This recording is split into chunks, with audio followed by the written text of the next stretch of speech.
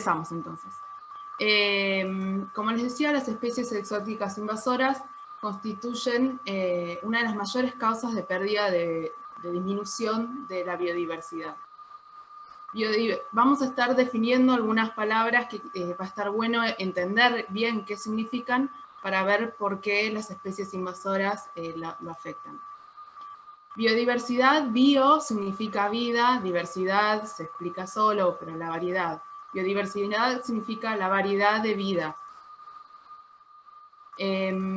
Por lo tanto, biodiversidad es la variedad de todas las formas de vida que se desarrollan en un ambiente, ya sean las plantas, animales, microorganismos, el material genético, toda la variabilidad genética que tienen dentro de las mismas especies. A su vez, estas especies interactúan entre ellas, no solo entre especies, sino con el ambiente en el que habitan, conformando lo que se conoce como ecosistemas. Los ecosistemas son el resultado de miles de años que estas especies llevan interactuando y adaptándose entre ellas, esto es muy importante, junto con el ambiente físico que están ocupando. Dentro de los ecosistemas, cada especie cumple una función. Generalizando, puede ser lo que nosotros conocemos también como redes tróficas. Es muy importante entender esta idea de que los ecosistemas son una gran red de conexión y de adaptación entre especies y el ambiente. Ahora que tenemos un poquito más claro qué es la biodiversidad, qué son los ecosistemas, pasemos a ver qué son las especies exóticas invasoras. Y para eso está bueno que entendamos qué es una especie exótica. Por lo tanto, también entender qué es una especie nativa. Las especies exóticas, también un sinónimo para hablar de ellas es una especie que es introducida. Voy a tratar de explicarles, junto con este grafiquito, qué es una especie nativa. Imaginemos que tenemos un ambiente nativo, en este caso, por ejemplo, una laguna, con sus especies que naturalmente habitan en ese lugar. En este lugar, estas especies son especies nativas porque están presentes sin que haya mediado la acción humana y están incluidas dentro de las redes tróficas de ese ambiente. Ahora, si tenemos un nuevo ambiente, un ambiente distinto, con su grupo de especies, con su ecosistema, sus redes tróficas, y por acción humana es introducida una especie que viene de otro ambiente, esa especie va a ser una especie exótica. Es una especie que es originaria de otra región, de otro ambiente, que se encuentra fuera de su distribución natural y que fue introducida por acción humana. Ahora, si uno mira por la ventana, sale a pasear, no encuentra estas etiquetitas que le dicen esta es una especie exótica, es una especie nativa. Es un poco más difícil entender cuál es cuál. A mí me gusta siempre contar este ejemplo. Estas son fotos de mis vacaciones de hace muchísimos años. Esa nenita con campera azul soy yo hace probablemente más de 20 años.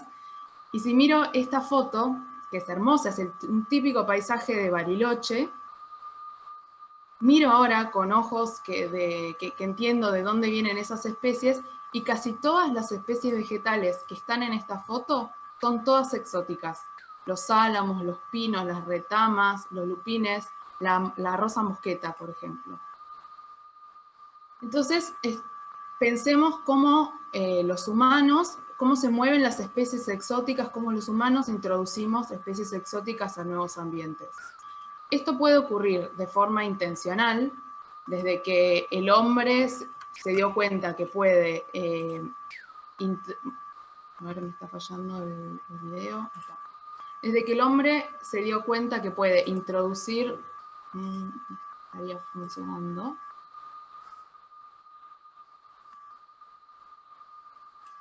A ver, lo desconecto un segundito, ¿sí? A ver si puedo seleccionarlo. El hombre se dio cuenta que puede introducir una especie, ponerla en un barco para que agarrar un ser vivo y llevarlo a un nuevo lugar y que ocupe, más bien que ocupe, no, que cumpla la misma función que puede cumplir en ese otro lugar, el hombre transporta especies. Imagínense ganado, imagínense plantas, lleva de un lugar a otro las especies.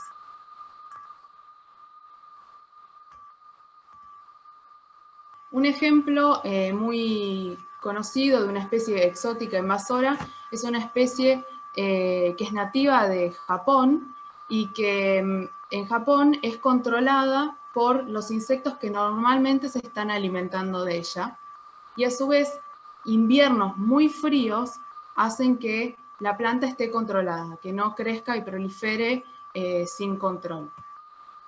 Esta planta fue llevada al sur de los Estados Unidos porque era una planta linda, ornamental, para decorar las galerías de las plantaciones que tienen en el sur de los Estados Unidos, y servía también como alimento para el ganado. El problema es que en Estados Unidos, en este nuevo ambiente donde fue introducida la planta, no se encuentran los insectos que son controladores naturales de esta planta que se encuentran en Japón. Y además, Estados Unidos no tiene, en el sur por lo menos, no tienen esos inviernos muy fríos y que ayudaban a controlar a la planta. Ese es el caso, que la planta se convirtió en la planta conocida como la planta que se comió el sur, porque creció tanto y sin controles que ocupó muchísimo del paisaje. Otra forma que tienen de ingresar las especies exóticas es accidentalmente.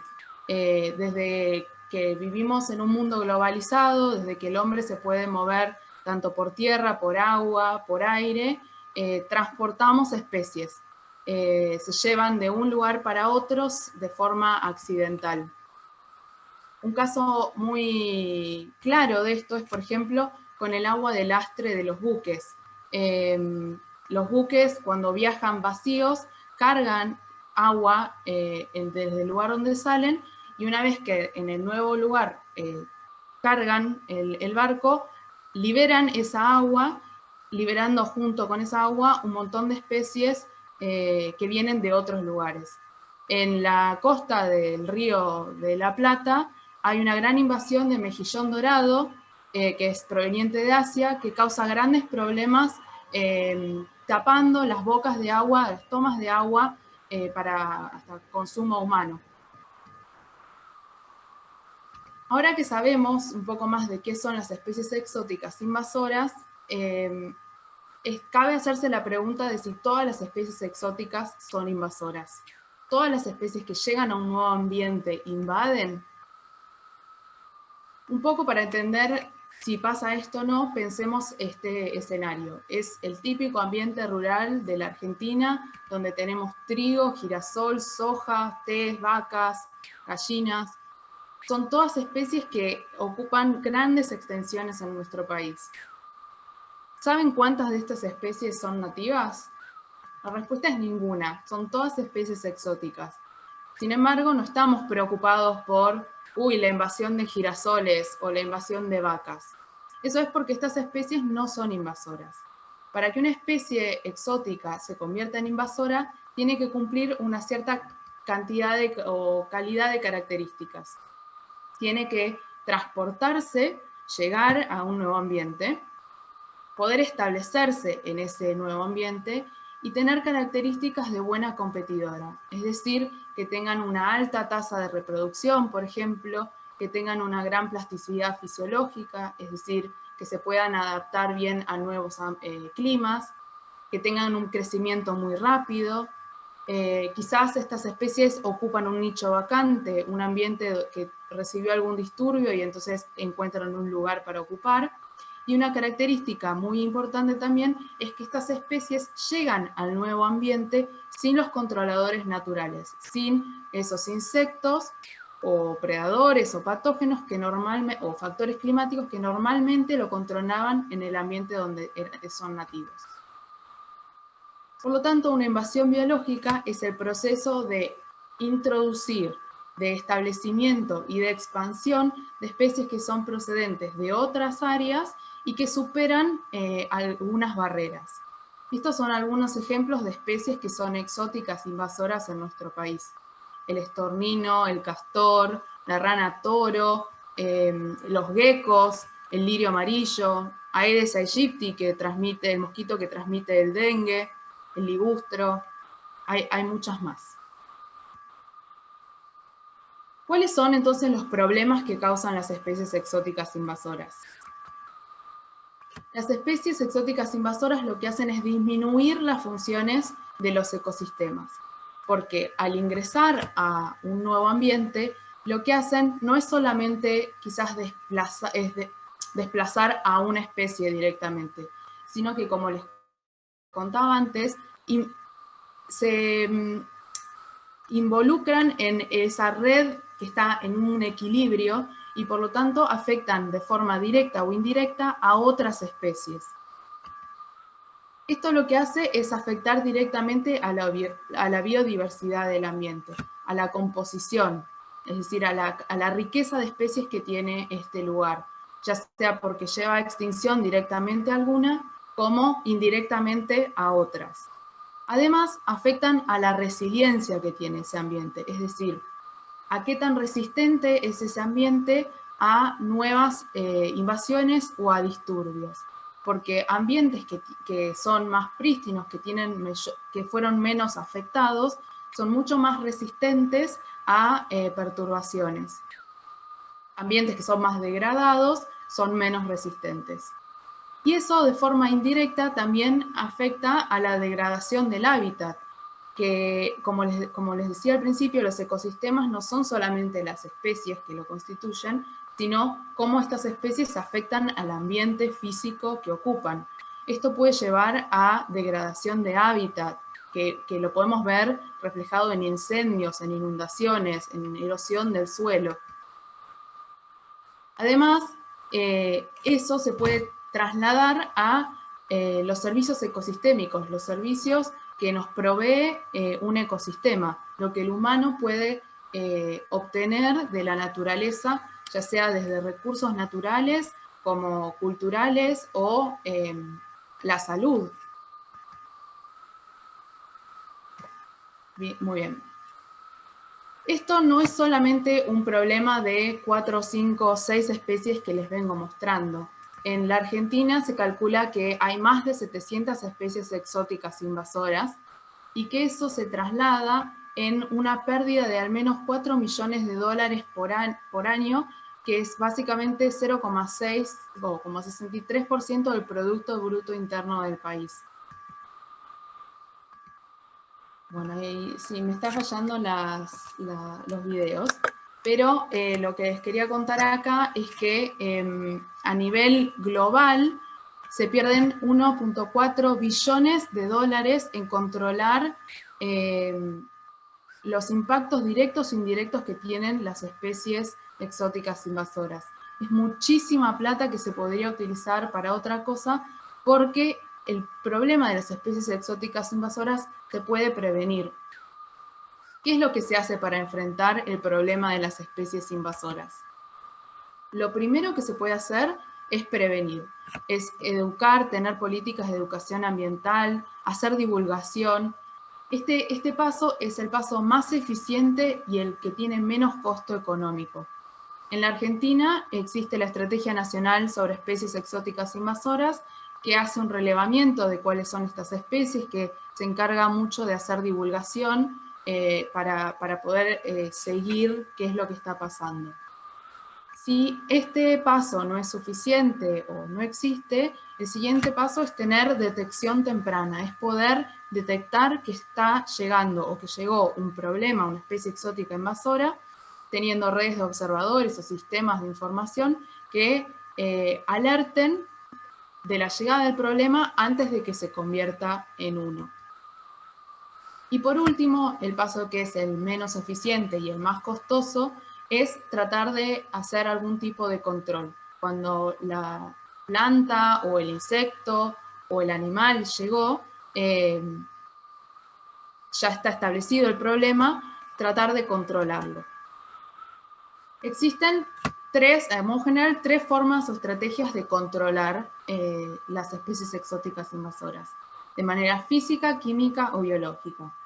Física puede ser controlar de forma mecánica o manual, de remover de manera mecánica o manual la especie que está causando el problema. La forma química quizás es la forma más conocida, que es la utilización de herbicidas o insecticidas, que se utiliza muchísimo en agroecosistemas, pero que no es utilizado tanto en ecosistemas más naturales. Y el tipo de control biológico, que es la utilización de predadores, parásitos o patógenos, de estos controladores naturales, para liberarlos y que controlen a la especie que está invadiendo. El tipo de control físico, químico, son tipos de controles que son no son tan eficientes quizás para áreas muy extensas, porque son métodos de controles costosos y que presentan un tipo de control más temporal. No es una solución que se pueda utilizar prolongada en el tiempo. Este tipo de controles son difíciles, sobre todo el químico, son difícilmente aplicables en áreas naturales y suelen tener, sobre todo el químico también, efectos negativos sobre el ambiente, ya sea la flora, la fauna, y ni hablar si es en una zona urbana, sobre la sociedad. El tipo de control biológico es muy útil para ser aplicado en áreas muy extensas. Es un tipo de control que es ecológicamente más amigable y en comparación el costo económico es menor que el de los otros tipos de controles y es un tipo de control más sostenible en el tiempo. Cabe aclarar que estos tres tipos de controles, la forma más eficiente es utilizarlos en conjunto. Son métodos que pueden ser complementarios. Yo me voy a concentrar en contarles, que es un poco con lo que trabajamos en FUEDEI, el control biológico clásico. Este tipo de control se los quiero explicar utilizando como ejemplo el camalote. El camalote es una planta acuática que es nativa de Sudamérica. Su área de distribución en Argentina, la más clásica es en la zona del delta. Y como está dentro de su distribución natural, en esa zona se encuentran los insectos que son controladores de esa planta. En este caso acá tenemos, por ejemplo, un gorgojo y una chicharrita. Cuando al camalote, una característica que tiene es que es una especie muy invasora. En el resto del mundo probablemente es la planta acuática invasora número 1, digamos, es la más agresiva de todas. Cuando se la lleva esta planta, en general porque es ornamental, por acción humana, a un lugar que no es su ambiente nativo, que no está con sus controladores naturales, invade muchísimo. Lo que hace el control biológico es estudiar estos insectos, que se buscan de forma científica encontrar insectos que sean específicos, es decir, que solamente se alimentan de esa planta, y lo que se busca es liberarlos en este nuevo ambiente para que vuelvan a controlar a la planta y llevarlos a una densidad, a una cantidad de planta más similar a la que hay en su ambiente nativo. Esto es una forma resumida de contarles un poco qué es el control biológico. Una característica muy importante y fundamental que tiene el control biológico es que los agentes de control, es decir, estos insectos o patógenos que se utilizan para controlar las especies invasoras, se seleccionan de acuerdo a su amplitud de dieta. Es decir, se busca, como les decía, que sean específicos, que solamente se alimenten de la planta o el insecto que es problema. Y algo que nos pasa siempre que estamos contando sobre qué es el control biológico, surge siempre la duda de si esto no es lo mismo que pasa en un capítulo de Los Simpsons con Bart y las lagartijas que vienen de Bolivia, que por ahí los que no lo conocen les cuento un poco. Bart, por algún motivo, tiene unas lagartijas que son de Bolivia y que se sabe que es una especie invasora. Cuando se enteran que Bart tiene estas lagartijas, se las quieren sacar y Bart, que le da lástima a la lagartija porque se había encariñado, la libera. Y pasa lo que se predecía que iba a pasar, las lagartijas invaden todo Springfield.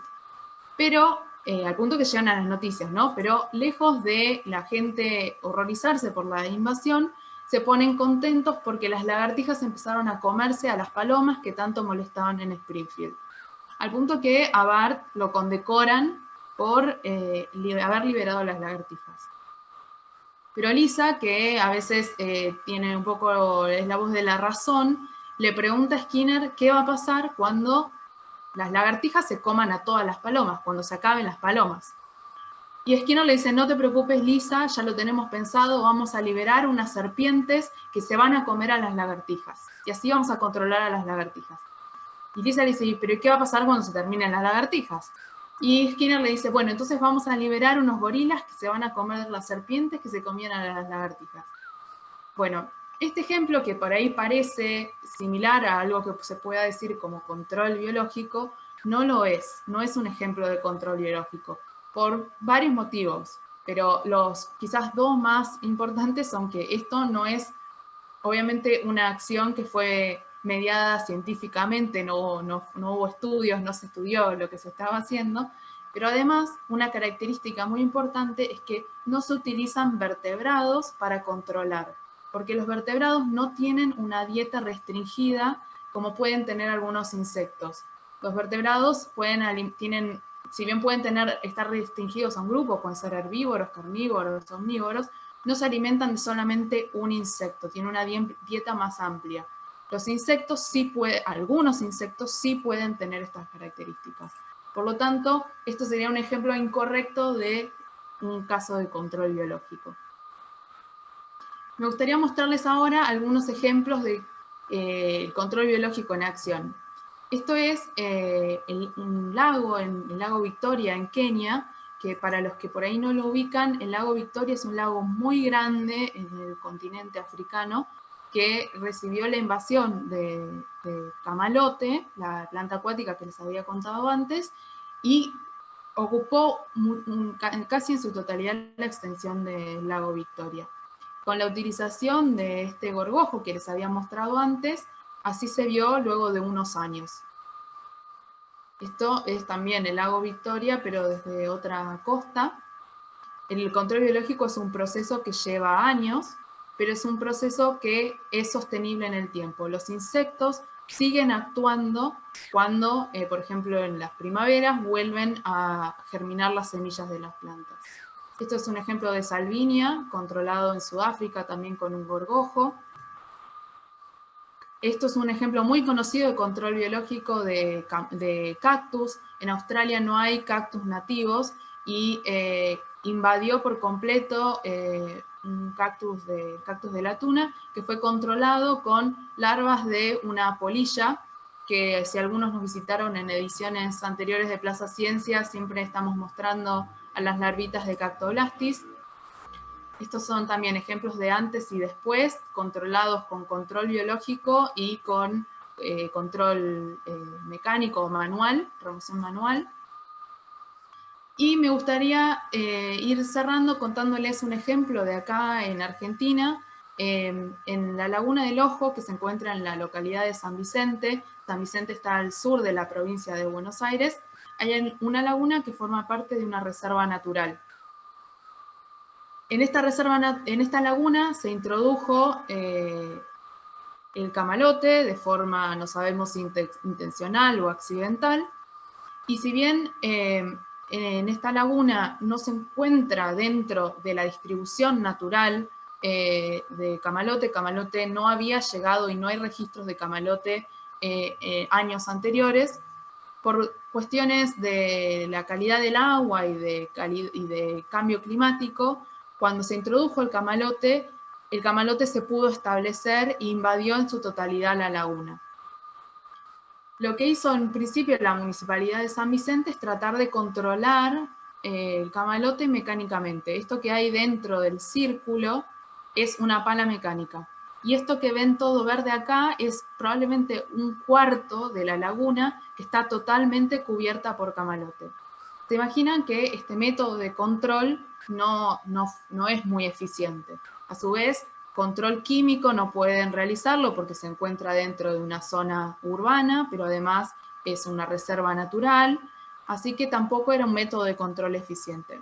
Entonces se empezó a aplicar control biológico utilizando un gorgojo. Y algo muy lindo que pasó en los últimos años es que junto con una escuela agrotécnica de San Vicente, que necesitan tener prácticas profesionalizantes, se creó la asignatura Control Biológico de Malezas, que básicamente lo que implica es que los chicos de la escuela tienen un entorno de cría masiva de los insectos que se utilizan para controlar el camalote.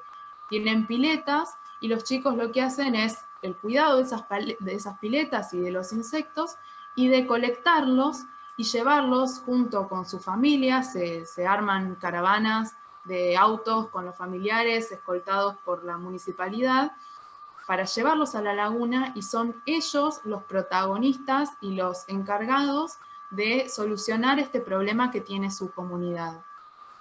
Es una actividad que la verdad no solamente es muy linda porque está buenísimo que la transmisión, llevarles el conocimiento y que ellos puedan aplicarlo para solucionar un problema de su comunidad, sino que además está buenísimo porque los chicos son unos divulgadores ejemplares sobre todo el conocimiento que adquirieron sobre lo que es una especie invasora, sobre qué es el control biológico.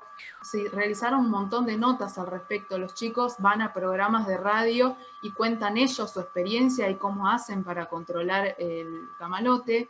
Ferias de ciencia, van ellos mismos a otras escuelas y cuentan su experiencia, al punto que en el 2019 este proyecto fue declarado de interés cultural, científico y legislativo, tanto para el municipio de San Vicente como para la provincia de Buenos Aires.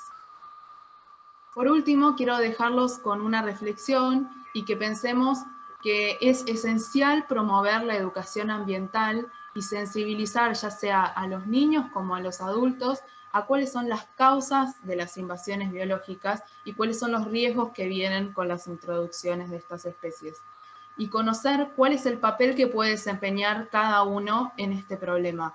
No ser facilitadores de la introducción de especies que son exóticas y que son invasoras. No dispersar, no mover especies de un lado para otro porque son lindas o porque son útiles. Y tratar de prevenir y controlar, por lo tanto, estas invasiones. Seamos responsables, observadores y cuidadores de la biodiversidad que tenemos. Eso es todo, muchas gracias. Los invito a que si quieren pueden seguirnos en nuestras redes y bueno, esperamos que si tienen alguna consulta nos escriban, nos consulten y bueno, estamos acá para escuchar. No sé si hay alguna duda, voy a dejar de compartir. Muy bien. Yo no pude ver si hay algún chat. ¿Me escuchás? Sí, ¿no? Sí. Bueno, gracias. Mónica por acá pregunta si podemos dar charlas. Yo le dije que sí, a las escuelas, que eso es así. Jazz o Jazz Klustein comenta que la rosa mosqueta es una tremenda invasora. Sí. Yamila pregunta, ¿pensás que en la mayoría de los casos de intereses económicos detrás de la introducción de estas especies es más difícil intervenir en esos casos? El problema, siempre que decimos, hay veces que un tipo de solución que se le busca para controlar las especies exóticas invasoras es, una vez que ya está establecido el problema, muchas veces se trata de buscarles alguna utilidad, darle algún uso. Y si bien está bueno quizás para tratar de reducir la cantidad que hay de ese problema, es un arma de doble filo. Darle un beneficio económico a algo que está causando un problema, quizás incita a que siga estando el problema. Es una cuestión que también hay que analizarla, ¿no? Hay que ser conscientes de que cuando se involucra la parte económica, después controlar esto es más complicado. Los beneficios económicos también, obviamente, de introducción de especies es uno de los motivos. En general, los tipos de introducciones de especies exóticas invasoras, yo creo que los mayores casos son accidentales y uno de los mayores problemas es el desconocimiento y la falta de controles. Alguien preguntó por el tema del, si querían material por el trabajo de San Vicente. Acá les pasé el link de un documental que se hizo sobre ese tema. Hay un documental en FUEDEI, si entran en la página web de FUEDEI, hay una sección que es de lo que hicimos en San Vicente, y además ahí tienen el contacto para pedirnos más material o información. Ahí veo una pregunta de si ese es su nuevo género, Ecornia. Pontederia crassipes es ahora el nuevo género de Ecornia, sí. Es confuso, pero sí, nos cuesta, a veces sale Ecornia, a veces sale Pontederia. Bueno, dicen excelente, gracias. No sé si estás viendo, Ana, vos. Algunas vi, sí. Sí, bueno, eso damos a veces algunas charlas, tratamos de adaptarnos a veces a las edades. A veces nosotros estamos introduciéndonos, venimos del ambiente académico, de estar en la facultad, en el laboratorio, y estamos haciendo un esfuerzo muy grande por tratar de llevar el conocimiento que adquirimos a las escuelas. A veces nos sale mejor, a veces nos sale peor, pero tratamos de poder adaptar a las edades de los cursos que por ahí nos piden. Sí, yo no sé si todos acá, o la gran mayoría, son docentes o alumnos, estudiantes. No lo sé. Calculo que muchos docentes tenemos acá, ¿no? Sí, hay docentes aquí. Bueno, también quiero aprovechar para, si hay docentes, invitarlos mañana. Alejandro y Nadia van a dar un taller sobre cómo llevar la ciencia al aula. Un poco de las cosas que estuve contándoles hoy van a estar también en el taller de ellos a las 15 horas, que está muy bueno. Es un poco de recopilación también de algunas experiencias que tuvimos, sobre todo del tema de especies invasoras, y también de FUEDEI, sobre especies invasoras. Mañana a la 1 hay una charla de Nadia sobre hormigas, el maravilloso mundo de las hormigas, muy interesante. Y el jueves a la 1, me parece también, las especies invasoras relacionadas al cambio climático, a cargo de Tomás Rigetti. Hice todo el chivo. Acá estoy viendo a alguien que Jazz, que dice que es divulgadora, y que el miércoles va a dar acidificación de los océanos. Perfecto, también. Hay charlas muy interesantes, sí. Acá pregunta Can de Moreno si hay algún otro lugar en Argentina donde se está haciendo un proyecto con especies invasoras, además del de San Vicente. A nivel de escuelas, calculo que pregunta Cande, y si es la Cande que yo conozco, le diría que sí, estamos empezando a trabajar en el tema.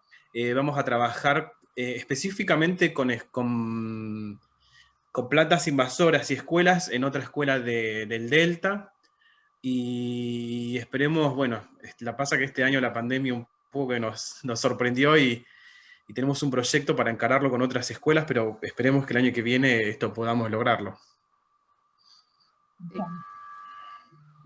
¿Podrían colocar en el chat las redes, cómo se conectan? A ver.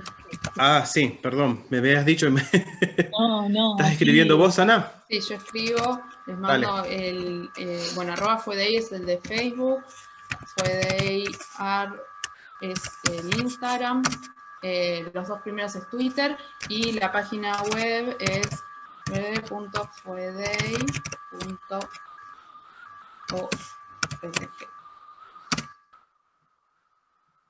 Ahí pueden encontrar muchísima información. Ahí en la página de FUEDEI van a encontrar todos los proyectos que estamos haciendo, y a Laura le cuento en realidad, que ya no sé si sabe, que en nuestra página de FUEDEI tenemos distintos proyectos, y uno de ellos es el control biológico de la sociedad, y hay una sección que es Plaza Ciencia. Grandioso, muy bien. No sé si han visitado ya en algún momento los docentes o estudiantes que están en este conversatorio, Plaza Ciencia, pero bueno, la fundación siempre tiene toda una esquina, está casi siempre en el mismo lugar, y ahí tenemos para poder observar todas, digamos, hay ellos confeccionan así como peceras, cosas, están todas las especies. Sí, y solemos llevar un poco del material de plantas y de insectos con el que trabajamos día a día, como les decía, desde las hormigas de Nadia, las colonias de hormigas, las larvitas que se comen el cactus, las plantas acuáticas. Bueno, la parte sí, interactiva este año quedó un poquito más restringida, pero bueno, ya volveremos. Y en el caso de las escuelas, Nadia, perdón. No, Nadia dice socios vitalicios de esa esquina, dice. Sí. No, yo decía que en el caso de las escuelas, bueno, obviamente nos contactan, vamos a tratar de dar charlas a todos, bueno, pero vamos a tratar de organizarnos también, ¿no? Porque aunque no lo crean, estamos con muchas charlas. Pero sí, lo vamos a hacer. Para docentes también estamos planeando un taller de capacitación docente. Gracias por... Todavía no sabe, sí, voy a pasar todo el chivo que pueda. Va a ser, todavía no tenemos una fecha definida, a fines de octubre en principio. Sí, ya la tenemos, Ana, perdón. Bueno. Es el 29 de octubre, vamos a hacer un taller de docentes en la Universidad de Birmingham, va a ser un taller también de tipo virtual, que es un poco lo que voy a hablar mañana sobre un proyecto que tenemos con Naciones Unidas por el tema de difusión del tema de especies invasoras y manejo de especies invasoras en los ambientes en Argentina. Bien. Y ahí preguntan si va a ser con inscripción o van directamente a la página y ahí van a obtener el dato. Sí, les pido por favor que, como decía Ana, que estén atentos a las redes. Si no van a estar mañana, o por favor, si no pasen, pueden dejarnos sus mails ahora. Pero vamos a tratar de, si no, visiten nuestra página donde vamos a avisar los anuncios. Va a haber seguramente un link de inscripción. Bien. Ahí alguien puso su mail también. Sí. Bueno, disculpen, me falló un poco la presentación. No sé qué pasó. No. Cuando cambié la pantalla algo tiene que haber pasado. Había algunos videitos más, pero bueno, creo que se entendió. Sí, se entendió y además da para seguir profundizando, para seguir investigando. Sí, armar estas charlas para nosotros que trabajamos con esto, que nos encanta hablar de esto, es tan difícil acortar, hay tantas cosas más que se pueden decir, pero bueno, por eso están buenos los talleres y en Plaza Ciencia nos pasa que siempre nos vamos sin voz. Tanta charla, pero bueno, sí, está bueno seguir profundizando, está bueno seguir difundiendo estos temas. Y ahí nos preguntan si la grabación la subimos, y sí, ¿dónde la vamos a subir, Fran? YouTube la vamos a subir. Seguramente, capaz que para hoy a la noche, ya esté disponible en nuestro canal de YouTube, que ya lo paso, también paso chivo. A ver.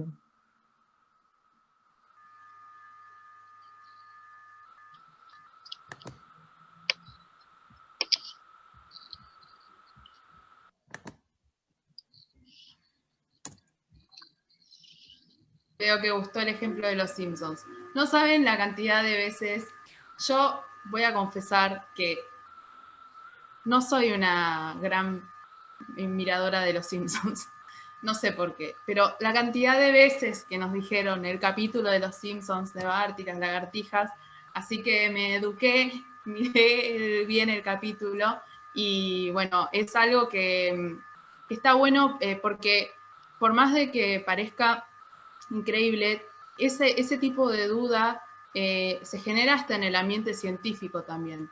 La idea de liberar un insecto controlador, a veces no queda muy claro que atrás de esa liberación hay muchísimo estudio científico para tratar de seleccionar un candidato que sea seguro a liberar. Se hacen un montón de pruebas en el lugar de donde el insecto es originario, en el lugar donde se va a liberar, para que sea seguro.